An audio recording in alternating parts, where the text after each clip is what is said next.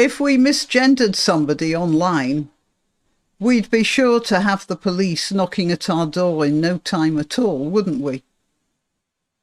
However, if somebody impersonating a police officer tries to entrap a lone woman into a situation which is obviously going to be dangerous for her, the police don't seem to be that bothered.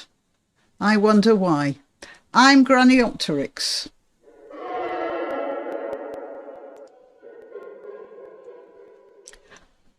All right, so this is a very disturbing story. It says here, fake police officer ordered woman to stop on the M1. And then the header is, so this is the woman. She's calling herself Lisa for the purposes of the story. She wants to remain anonymous. And that's the reporter there sitting next to her going on the same drive.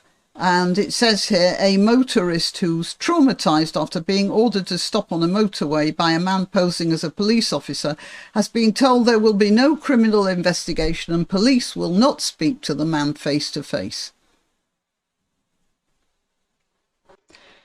She says in March 2023, she was driving on her own northbound on the M1 in Leicestershire. She admits she was speeding and she says a lone male driver in an unmarked car crossed in front of her and went further ahead in the outside lane.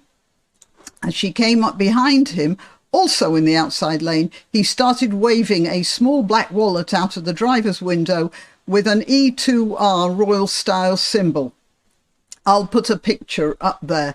It's what you find on warrant cards and official documents. When the late Queen was still alive, it would say ER, that's Elizabeth Regina, and the 2 in the middle would be, because she's the second Elizabeth. She thought it was a police warrant card. Immediately I thought, he's a policeman, I'm speeding, I should pull over. But because she felt uneasy, Lisa decided instead to move into the middle lane and stay there. She says the driver then slowed down in the outside lane so that he was driving parallel with her. He leaned over, holding the steering wheel with one hand. He was driving alongside me all the time, shouting to pull over. He was really angry. I felt really stressed.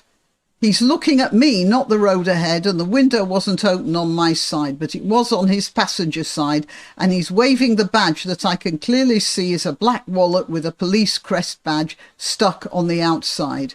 I immediately thought of Wayne Couzens and David Carrick. I was genuinely frightened. I was shaking. I was gripping the steering wheel. When she did not stop, the male driver suddenly slowed down, moved across to the inside lane and turned off the motorway. Lisa Lisa reported the man as soon as she could when she stopped, but by then she was in the Derbyshire Force area. She was told he was a Northamptonshire police officer, and because it was initially treated as a complaint against a police officer rather than a crime, well, it was a crime as well, wasn't it? He was harassing her on a motorway. And he wasn't in a marked car. It was, anyway, a complete complaint against a police officer rather than a crime. It was Northamptonshire who first dealt with it. It began an investigation, and over the following months, it took months, because she had his number plate. So it should have taken like half an hour. And over the following months established that the man was not an officer, but had worked in a civilian role with the force, working for a contractor, and had left the role months before Lisa reported him. I mean, that should have been instant action on the part of the police, should it not? Northamptonshire passed the complaint to the Leicestershire police force because Lisa was driving in its patch, and it needed to be dealt with as a crime report. By this stage, all CCTV footage from the time had gone, remember, months, and it took until the end of August for Leicestershire to log it as an alleged crime of impersonating a police officer and dangerous driving. Because of the delays, this was almost at the end of the 6-month limit for prosecuting such an offence. Leicestershire says it then ran out of time and did not speak to the man. It has apologised to Lisa. Well, that makes everything all right, doesn't it? In a statement, it told BBC News, Leicester police takes any report of impersonating a police officer extremely seriously. How extreme do you think their seriousness was in this case? It took them months to identify the driver when this lady had already given them his number plate. Took them months. And then, of course, the CCTV had gone. And that's their idea of extremely serious, is it? However, on this occasion, our response did fall below the expected standard. The Professional Standards Department of Northamptonshire Police also apologised in a letter to Lisa in February this year. So she got an apology from them as well. How nice. They're very good at apologies, aren't they? Wouldn't it be nice if they were as good at being police as they are at apologising when they've messed up? I'd say messed up royally here, haven't they? And then it goes through everything that was wrong, you know. You've been given poor service, you were left feeling distressed. Unfortunately, early misinformation that this male was a police officer led to this becoming a complaint investigation. No, it was a criminal investigation. Because whether he said he was a police officer or not, he was driving dangerously and he was harassing a lone woman.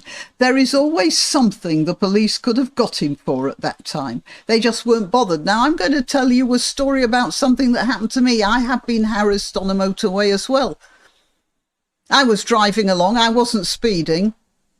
Unusually for me. I wasn't speeding.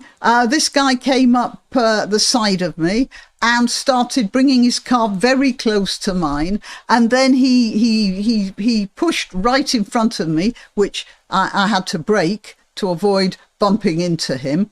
And then he kept on speeding up and slowing down, speeding up and slowing down.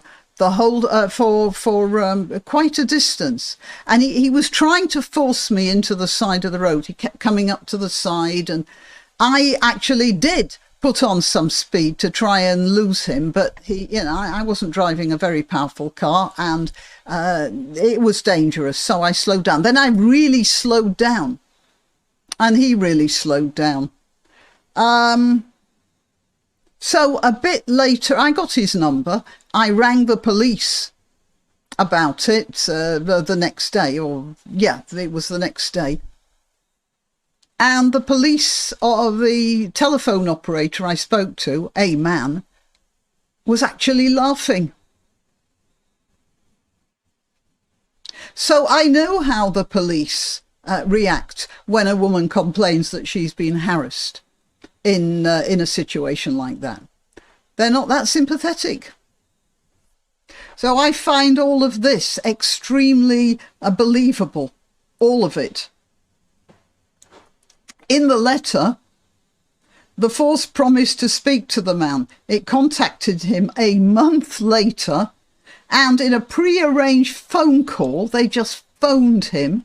The man denied the allegations, and no officer visited him. Now, if that woman had actually said the man shouted an epithet to her to the effect that she was a man or something, or he'd misgendered her or something like that, then I'm sure they'd have been round at his house in no time at all. This was 12 months later that they had this phone call with him. Northamptonshire Police has also revealed that there was no record of the man returning his ID card, and they've tightened up those rules about returning the cards. But that's not the point, is it? You can make as many rules as you want, but if the police won't enforce them, well, we've seen how they're not enforcing stuff in the latest examples of racism and anti-Semitism being shown in demonstrations for Gaza recently. I mean, we've seen lots of those, haven't we? Blame the victim. Right, Lisa is incredulous at the police response. Well, I wasn't, because I've had personal experience of it myself. And a year on, still gets upset when she describes what happened. I feel really let down. Yeah, right. So do we all, darling. I still feel sick, panicky and scared. I would say he was a fake policeman who wanted to do me harm. She's shared her story with family and friends. Many women have said that because he appeared to be a police officer, they would have stopped. She dreads to think what could have happened if she had done. And that's the police. Now, somebody said, how are we going to get our society back on track? And I'd say all of this comes from the top. And if the government at least tell the police to do their job, that might be a start. That woman will never feel safe driving on a motorway again. And no amount of police apologies is going to make any difference to how she feels and how I feel. Okay, till next time. Why not treat yourself or a favoured relative or friend to these magnificent examples of merch? The mugs and t-shirts come in the granniopteryx design or Granbo with a firearm or the more deadly knitting needles. Go to www.granniopteryx.com and whatever platform you're watching this on, please click like, subscribe and share.